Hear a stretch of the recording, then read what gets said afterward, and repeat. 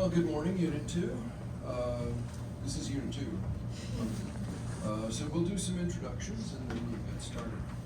My name is Jack Barlow. I teach politics at Juniata College in Pennsylvania. With me are... Yesterday I told you it's Lindsay Draper, so I'm a stupid dad. From Milwaukee County, Wisconsin, retired from the juvenile court bench. I'm Susan Barstone. I'm a retired patent and trademark attorney who formerly practiced in Indiana. I am now happily retired and not practicing law in Michigan. And you are? Good morning, judges. We are Unit 2 from Grant High School in Portland, Oregon. I'm Violet Hola. I'm Benicio Lambreras. I'm Veronica Bianco. I'm Beck McLaughlin. I'm David Ethan, historic teacher Miss Guy Pasquale, and we're very happy to be here. Very good. Well, we're happy to have you here. And not really surprised, but we're happy. So, it's not going to surprise you that the question for today is question 2. And I will read it and we will get started. In June 1787, one writer said, quote, "I reprobate the idea of a division of the states into 3 or 4 republics. The greatest enemy to America could have suggested nothing worse or more destructive." End quote. In your opinion, why would some Americans have feared such a possibility in 1787? You knew that I had left out part of that question. In your opinion, did these fears warrant the creation of a new constitution? And to what extent, if any, are there issues facing our nation today that might lead some to advocate for a smaller nation? Please begin. Americans in 1787 feared division for 3 main reasons: violence between the states, vulnerability to foreign threats, and diminished economic prosperity. Historian John Kaminsky wrote that at the time, the colonies fell roughly into 3 distinct regions, with differing social and political attitudes. The failing Articles of Confederations offered warnings of what could be to come if the states did not unify. First, border disputes that turned violent were becoming increasingly common. Connecticut and Pennsylvania fought the Yankee-Pennamite Wars over territorial claims between 1769 and 1784. Second, smaller republics are more vulnerable to foreign threats. Georgia and South Carolina were facing pressure from the Spanish and the indigenous people of the region. They were too weak to defend themselves alone and needed the military support of a central government. Third, there were fears that a separate republic would be even more disjointed and thus would result in diminished economic prosperity. For example, in the early 1780s, New York levied double taxes against British ships. However, Connecticut thwarted their plan by establishing a free port, drawing all trade to them. Though by and large division was not likely, only one framer, Luther Martin, even mentioned it at the Philadelphia Convention, and during ratification, both Federalists and Anti-Federalists supported union. Calls for secession represent an unwillingness to compromise and paved the way for a tyranny of the majority. As James Madison said in Federalist 10, a large republic offers safeguards against oppressive factions. Federalists correctly believed that a completely unifying government would mitigate concerns over violence between the states, increased vulnerability to foreign threats, and diminished economic prosperity. First, the Constitution solved the issue of violence between the states by establishing a central government that could intervene when problems arose. And Article 1, Section 10 prohibits states from keeping militias, which were the primary perpetrators of the violence. Second, Article 4, Section 4 guarantees every state protection from foreign invasion, alleviating concerns about states having to defend themselves alone. And Article 1, Section 8 gives Congress the sole power to raise a military and declare war. Third, the Constitution included multiple clauses to elevate the United States' economic status. Congress's powers to tax and regulate commerce have allowed the U.S. to pay its debts and become a credible trade nation. However, not everybody agreed that a new constitution was the solution to the problems at hand. Governor Clinton of New York said, "The feebleness of the Confederation must not drive the people into an adoption of a constitution dangerous to our liberties." In 1798, Thomas Jefferson threatened secession because he disagreed with federal policies. Today, similar dissatisfaction with government action on polarizing issues like abortion, gun rights, and tax policy have prompted similar calls for secession. Recently, Georgia Representative Marjorie Taylor Greene tweeted, "We need a national divorce. We need to separate by red states and blue states." Other secession movements like the Texan Independence Movement, Cascadia, and the Puerto Rican Independence Movement have generated some attention but no significant traction. And regardless, the Supreme Court ruled that secession was unconstitutional in Texas v. White in 1869. President Lincoln said the states only have their status in the Union. If they break from this, they can only do so against law and by revolution. In Federalist 10, Madison wrote that factions become tyrannical in a small republic. By allowing a state to secede, we are giving up on citizens of its minority party. These voices still deserve representation and protection, which a compound republic will help to guarantee. Political polarization requires tolerance and compromise, rather than calls for further division. Thank you for listening. We're ready for your questions. So Jefferson suggested this first, you mentioned that, and then Calhoun later suggested something that Calhoun called a concurrent majority, right? That different factions would all have to agree on a policy in order for the policy to succeed. So would you handle the Marjorie Taylor Greene divorce issue by moving to more of a concurrent majority where the blue states and the red states would have to agree in order for something to become policy?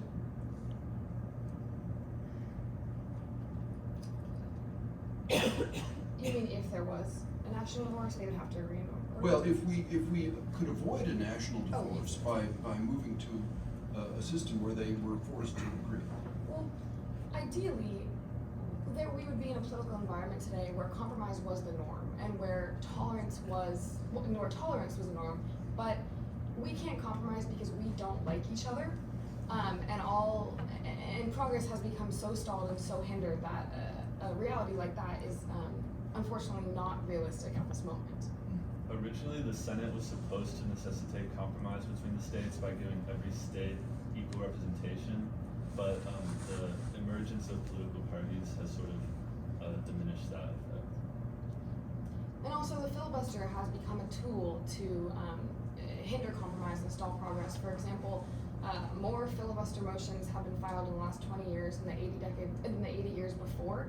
And it's only become a tool to stall progress rather than represent minority interests.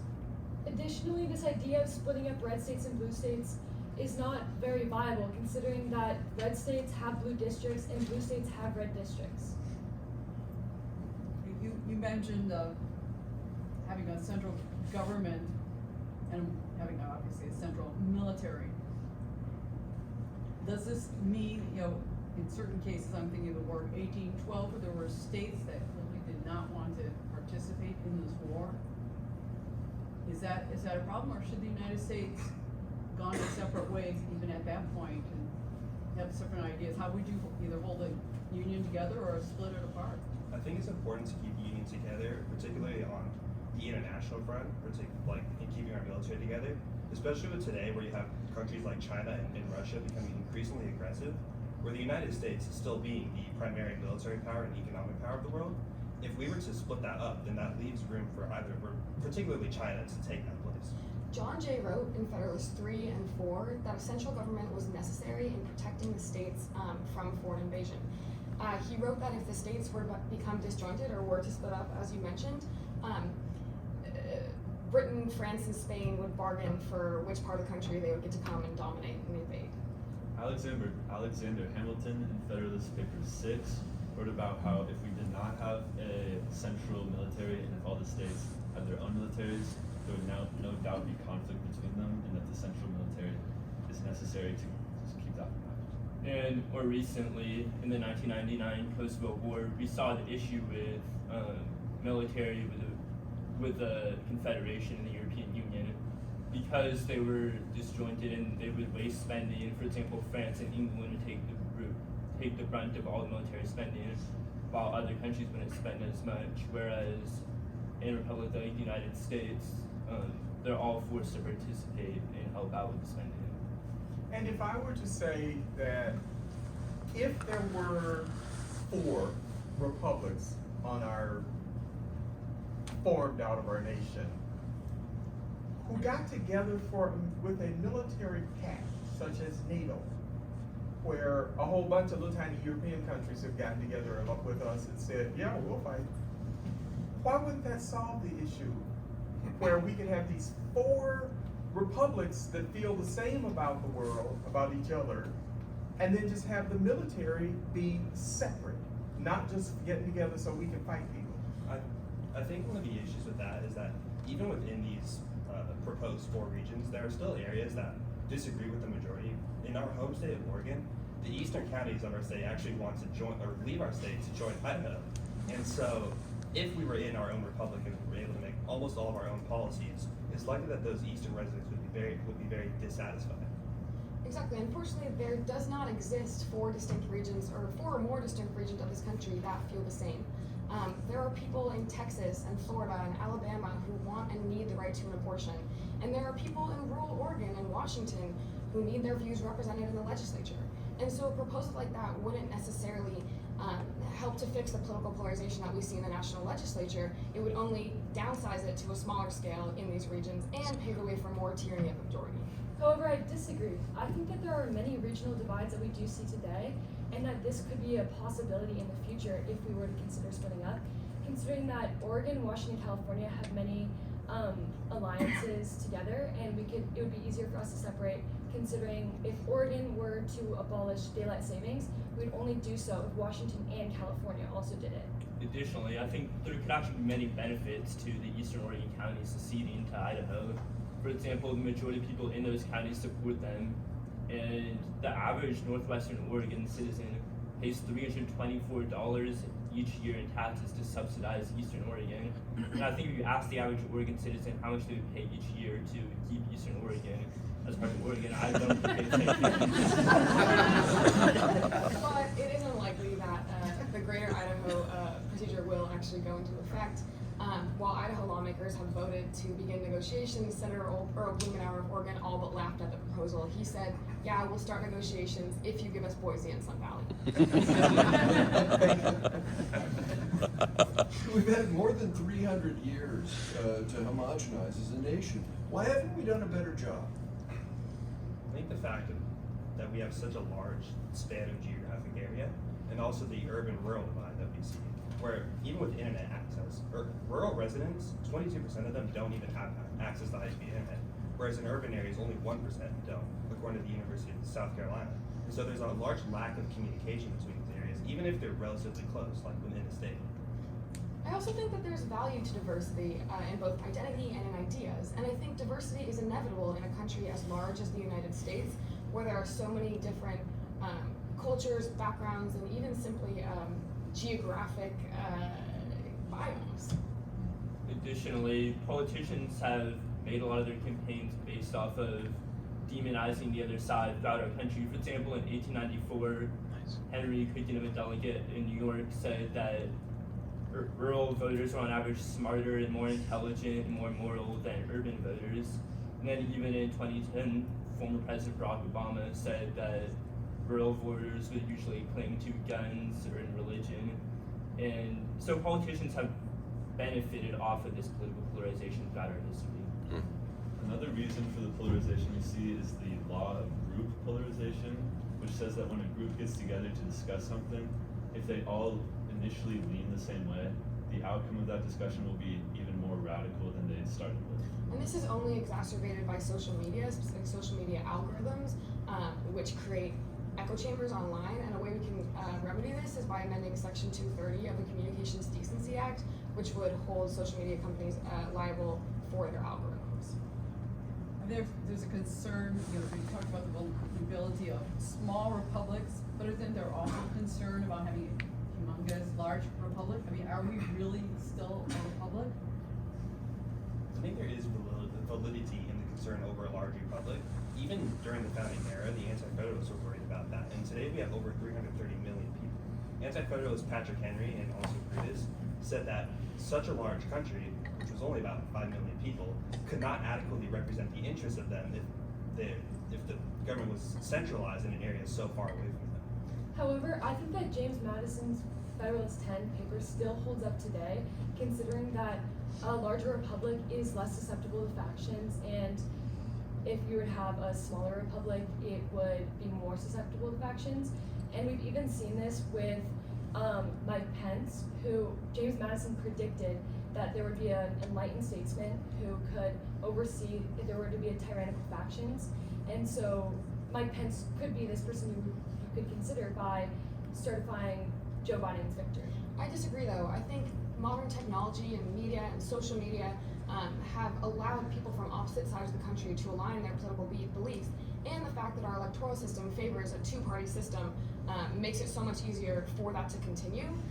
And so Madison's idea is that these big, large factions could not form, I think, are obsolete at this point. And also, I think our federalist system allows us to continue to be a republic because by having state governments that can be more adequately responsible to their, responsive to their citizens, we can ensure representation at multiple levels for all citizens while still having federal oversight. Perhaps the wording of the first bullet point question and its reference to fear warranting the creation of the new Constitution drove how you see this. I happen to believe that the American exceptionalism is based on the fact that we're based on ideas, not on, this group of people from this family having beaten everybody else. How do we concentrate on that virtue of America as opposed to the fact that we're scared of each other? Because you said we don't like each other. How do we change that? Well, I think one way that we could all get along better is a recent study conducted by AXIO shows that people who ate a meal with people from another political party in the last year were less likely to support secession than those who had. So I think people need to eat more together and get along more. Have a barbecue? John Jay wrote in Federalist 2 that Americans are made for each other, and if we were able to stay together during the Revolutionary War, such a tumultuous time, it only makes sense that we can stay together when we are at peace. And and during these polarized times, it's important that we look to words like that in order to continue to unify and move forward towards progress.